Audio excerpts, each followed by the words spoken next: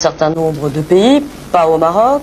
Vous êtes d'ailleurs en quelque sorte le chef religieux, donc vous pouvez bloquer en quelque sorte l'intégrisme. C'est ce que beaucoup de personnes nous reprochent, disons heureusement. Alors, est-ce que vous craignez finalement que dans cette communauté immigrée en France puisse se développer l'intégrisme? Première question.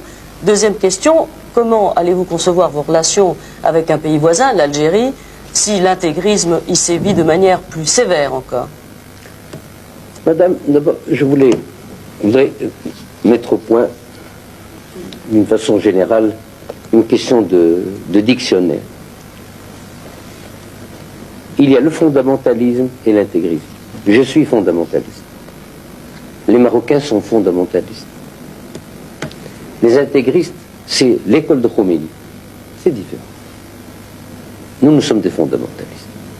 Les Algériens, eux, sont des fondamentalistes. Il n'y a pas... Tout le fils n'est pas intégriste. Ce sont des fondamentalistes dans leur majorité. Qu'est-ce qui a fait penser qu'ils étaient intégristes? Bien parce que pendant 25 ans, particulièrement sous Ben Bella et Boumediene, ils ont été sevrés de la seule identité qu'ils gardaient encore après 130 années de colonisation, à savoir l'islam. Il n'y a pas eu d'enseignement religieux.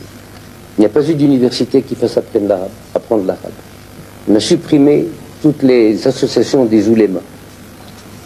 Et le peuple algérien a compris ou a pensé qu'on lui faisait perdre ce qui lui restait de son identité et qui avait résisté à 130 années de colonisation.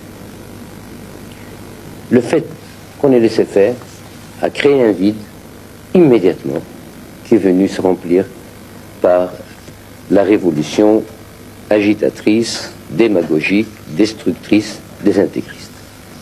Mais je puis vous assurer que je connais les Algériens. Ce sont des gens religieux.